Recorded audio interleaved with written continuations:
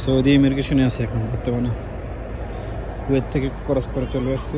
এই যে আমাদের গাড়ি।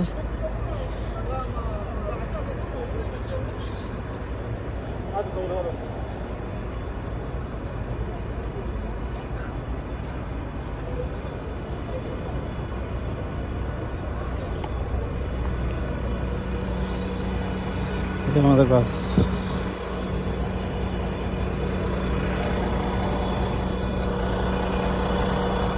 যে অফিসের ভিতরে এখানে ইমিগ্রেশন চলতেছে।